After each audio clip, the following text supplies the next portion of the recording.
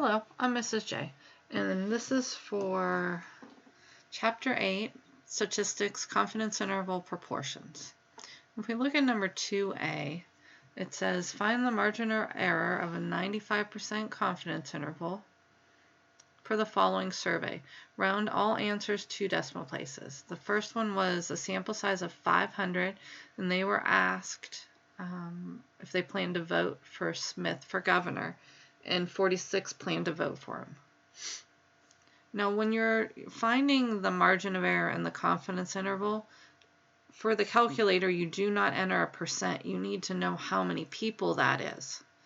And so you take your 500 times your percent to find 46% of the 500, which in these case, if you multiply, you get 230 are voting for him. Then to find your margin of error and your confidence interval, in the calculator, stat over to test, and then instead of the t interval and the z, you go down to a proportion right here, one sample proportion z test, and you hit enter, and then you put the number who are going to vote. 230 are voting for Smith out of 500. And then our confidence level was 0.95. And then you calculate it. Now notice these are in decimals, and they want the answer in percents. This says percents here. So that's why they multiplied by 100. So if we multiply that by 100, we have 41.631. And multiplying this one, we get 50.369. So you're just multiplying them by 100. The margin of error, you subtract and divide by 2.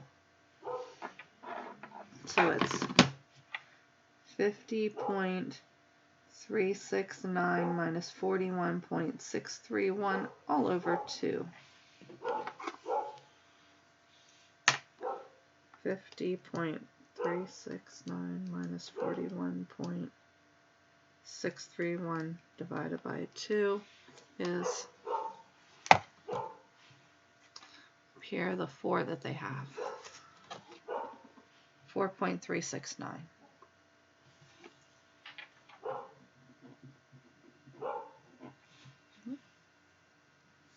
Let's try part B. Part B is the same thing, but there's 1,500 people, and they were asked if they supported stronger penalties. 67% support stronger penalties, but in order to use the calculator, we need to know how many that is. So I took 67% of the 1,500 and got 1,005. So I go stat, test, down to the proportion, because we wanted an interval. There we go. Hit enter. Sample size is the n. X was the value we found, the 1,005. 1,500. It wanted the same confidence interval. And again, they wanted percent, so we multiply by 100. So it's 64.62.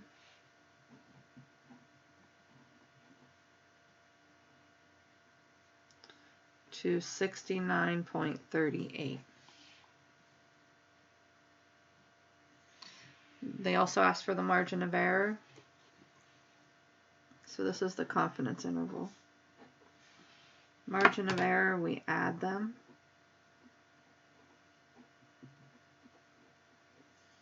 64.62. Sorry, I said add, but I meant subtract. We want it to be positive, so you should put the larger one first. If you do it the other way, just take the positive answer.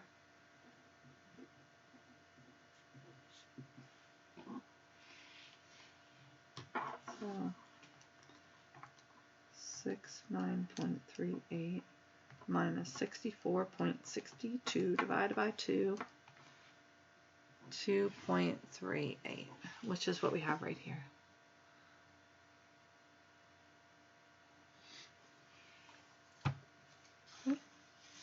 Number 9.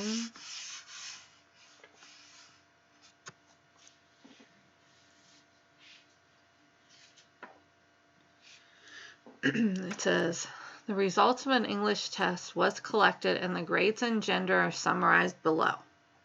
Males and females going across, A's, B's, and C's going down. Let P represent the proportion of all female students who would receive a grade of B. So our sample is narrowed down. We only want female students, so we're only going across that. I don't know if I can highlight that or not. We're only going across here. Whoops. Down. Right there. So our total is 31. Excuse me. Our total is 31.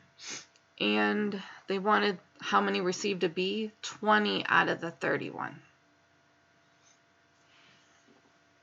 So our sample N is 31 and our X is 20. And we want a 99.5% confidence interval. So stat down to proportion, because these are proportions.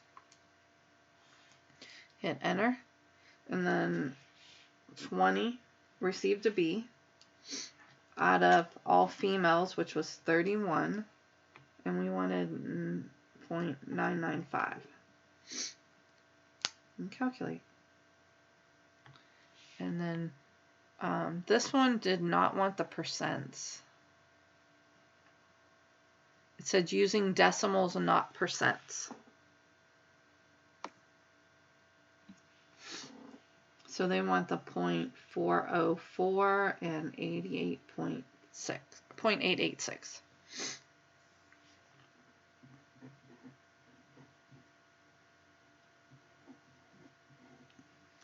This would be, if they want the parentheses, this one wanted this. And then if they want the plus or minus the error, remember you 0.404 plus 0.886 over 2, and then subtract them. So you could put the larger one first so you don't have the negative number.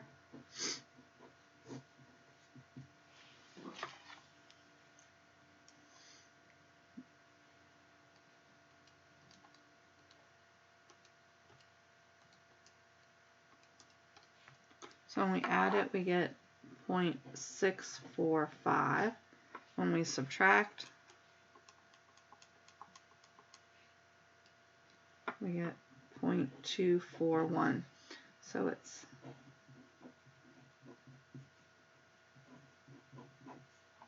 these are the 3 different ways they would want you to enter them. And there are a few later that do that.